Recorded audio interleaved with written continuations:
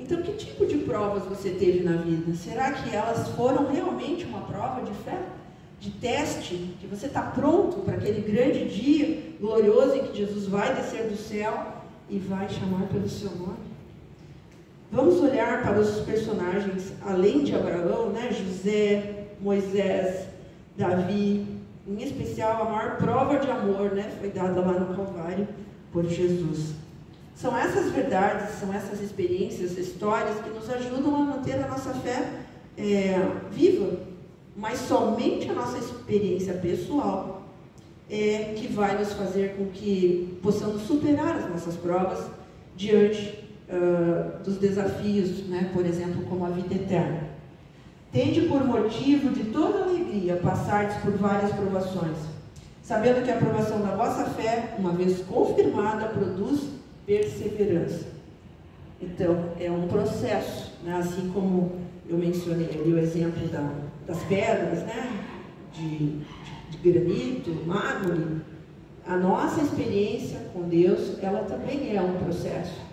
E às vezes leva muitos anos para que a gente consiga ouvir a voz de Deus nos chamando para determinados propósitos. E às vezes a pessoa pode ir até descansar sem ouvir essa voz, sem ter real convicção do que foi chamado e para que Deus está o convidando naquele momento, naquela fase da vida. Mas para nós ouvirmos a voz de Deus, nós temos que silenciarmos a nós. E é muito difícil nós negarmos o nosso próprio eu.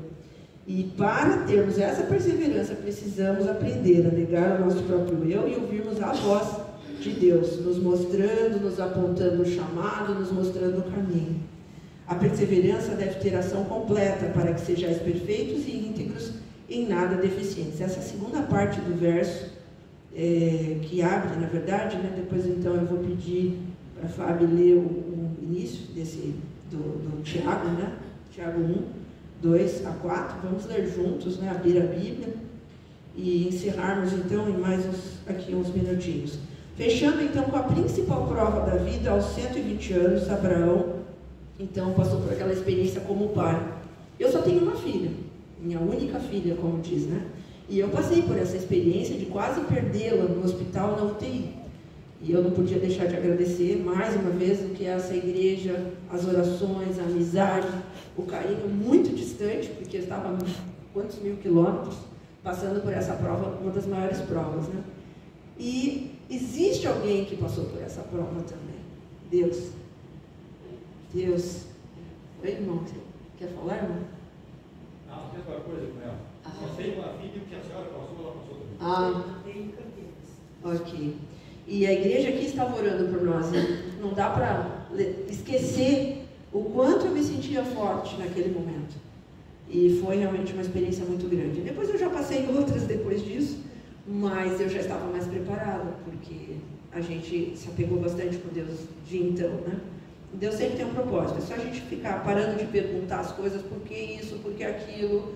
Senhor, por que não acontece isso com fulano, só acontece comigo? E passar a confiar mais no propósito que Deus tem através das coisas que acontecem e ouvir mais a voz dele. Nas provas da vida há sempre um depois, pois Deus nunca desperdiça o sofrimento. Tem um verso também que diz que há mais alegria no luto do que numa festa de casamento. A Bíblia diz isso. Nós temos que confiar, nós temos que crer e nos apegarmos na promessa. Então vamos continuar confiando na promessa de Deus, né? De que Ele está conosco em todos os momentos. E eu acho que esse aqui, eu acho que eu encerro e depois vamos ler então Tiago para finalizarmos. Perto está o Senhor de todos os que o invocam, de todos os que o invocam em verdade. Salmo 145, 18. Ele comunicou sua vontade a Abraão e deu-lhe um conhecimento distinto das exigências de sua lei, da salvação que se realizaria por meio de Cristo. Foi feita a Abraão a promessa de uma posteridade numerosa e de grandeza nacional, promessa especialmente acatada pelo povo daquela época. Far-te-ei uma grande nação e abençoar-te-ei. Eu não sei o que você está passando na sua vida hoje, irmão, mas eu sei que Deus, da mesma forma como Ele prometeu a Abraão, Ele fez uma promessa a Abraão. por ocasião desse chamado, Ele também vai fazer a você. Tenha você 70, 50, 60, 40 anos. Ele está ansioso para que a gente possa atender esse chamado. O primeiro chamado é a comunhão. Termos comunhão pessoal, diária, cada momento a sós, ouvirmos mais a voz dele, para que a gente possa aprender a ouvir mais a ele e menos aos nossos desejos, menos aos nossos interesses egoístas, menos aos nossos medos, anseios, angústias. A irmã está passando por uma fase difícil, e o irmão Gilson também, né? Porque, infelizmente, a vida foi levando, né, a pessoa muitas vezes a essas situações. Tem alguns recursos, tem. Hoje a medicina natural e tantas outras nos trazem recursos. Mas o mais importante, a confiança em Deus ajuda nós a sairmos de qualquer crise, de qualquer situação, seja ela física, mental, social, emocional, financeira. Essa é a nossa certeza, essa é a nossa garantia.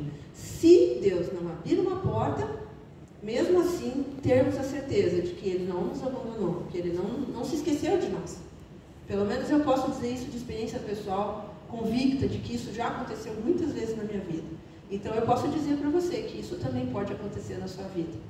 Que Deus abençoe, que Deus nos ajude a continuarmos firmes na nossa fé, mas acima de tudo, a olharmos para a maior prova de amor que foi dada no Calvário, que esse amor nos faça a diferença no nosso dia a dia, que possamos viver felizes, confiantes, sem angústia, sem ansiedade no amanhã, porque é assim que Deus deseja que os seus filhos vivam até a volta de Jesus. Amém. Amém.